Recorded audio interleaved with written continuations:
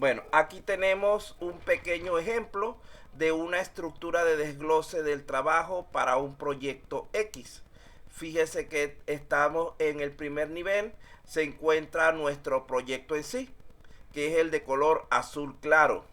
En el segundo nivel, que es color rojo, se encuentran las fases de ese proyecto.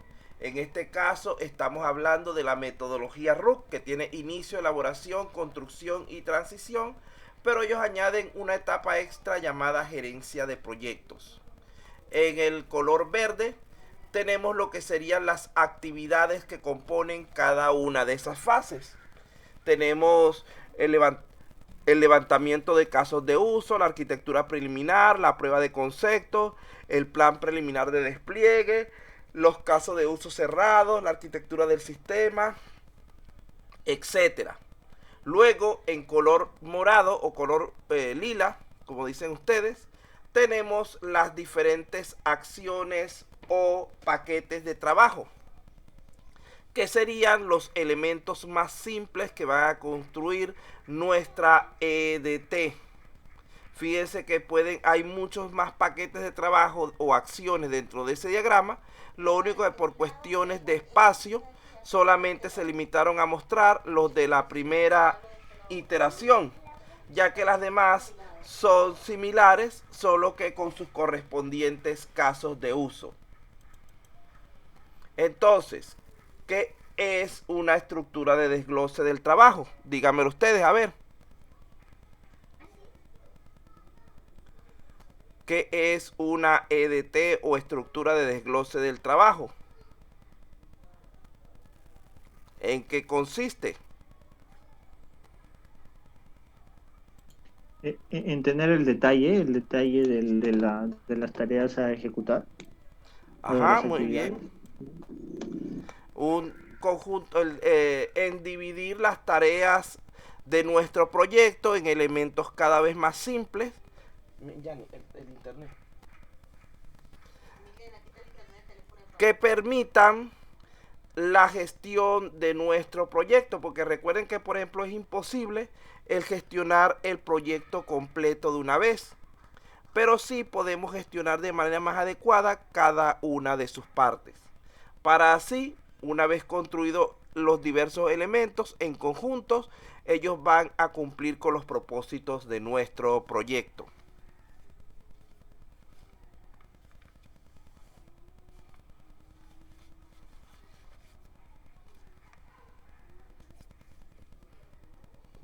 Ya subió el archivo, podemos continuar entonces. Vamos a quitar, téngalo a la mano, después ustedes se encargan de pasárselo a los compañeros que lleguen tarde, por favor, porque solamente tengo 8 alumnos y deberían haber por lo menos unos 20, si no me recuerdo mal. Bueno, entonces, dando un concepto de lo que es la EDT o estructura de desglose del trabajo. Es aquel diagrama que consiste en dividir el proyecto en componentes menores para facilitar su planificación, ejecución, seguimiento y control. Eso es lo que hace la EDT. Podemos usar la EDT entonces para estimar las actividades del proyecto, para verificar que cada una de esas estimaciones corresponda a una o más tareas requeridas y para asignar el costo de los componentes individuales correspondiente al costo total, tanto para cada subelemento como para todo el sistema en su conjunto. La EDT también nos ayuda a calcular el costo de cada elemento, a vigilar que las actividades sean debidamente ejecutadas y a chequear los avances del proyecto.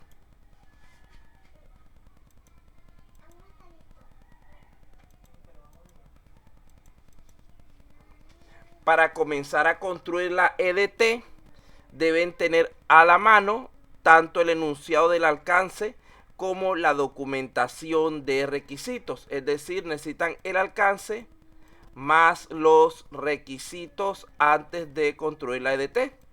Debemos saber hasta dónde pretendemos llegar y cuáles son los elementos que vamos a cubrir. Otras entradas importantes para este proceso de construcción de la EDT son el plan de gestión del alcance, los factores ambientales de la empresa y otros activos relacionados con los procesos de la organización. Además, no está de más el tener algún ejemplo de proyectos similares al que estamos desarrollando en ese momento que nos puedan servir como guía. Entonces fíjense que allí tenemos los elementos que debemos tener previos a la construcción de la EDT son la definición del alcance y los requerimientos.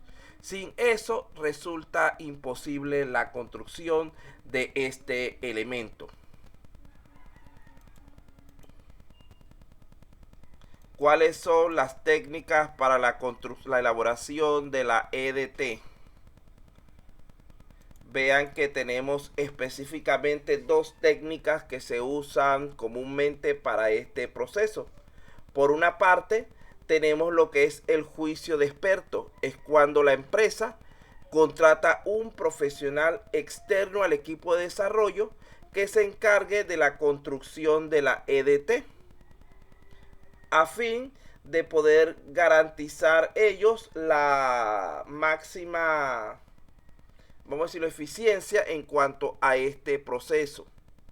En segundo lugar, tenemos la descomposición, que es una técnica que consiste en que el equipo de desarrollo, de acuerdo con el cliente, divida el proyecto en componentes más pequeños y manejables, que tengan una duración más corta, puedan ser verificados y probados por el cliente. Esa es mucho más común. Inclusive muchas veces se estila el combinar ambas técnicas dentro de un mismo proyecto. Es decir, que además de permitir que el equipo de trabajo haga la descomposición, dicha descomposición es luego evaluada por los expertos que contrata la empresa para tal fin. Esto implica un costo un poco mayor, pero también garantiza un mejor aprovechamiento de esta herramienta. Entonces repito, aquí se puede presentar esto, que llegaron, dieron, no, hagan ustedes la EDT, y cuando la EDT está lista, en vez de aprobarla el cliente directamente, él consiga un experto que se encargue de validarla. El número de niveles de descomposición debe ser tal que sirva para hacer una buena planificación, gestión y control del trabajo, pero sin llegar a ser tan detallada que incremente innecesariamente las tareas administrativas y no productivas de gestión. Es decir, deben ser suficientes para que el trabajo esté completo, pero no debemos exagerar tanto que nos abulte a nosotros el esfuerzo requerido para el desarrollo de software. El paquete de trabajo, o también denominado acción básica, es el último nivel, el cual debe reunir características que permitan la estimación de su costo y tiempo en forma expedita, quiere decir sin obstáculos, estorbos o inconvenientes, y razonable.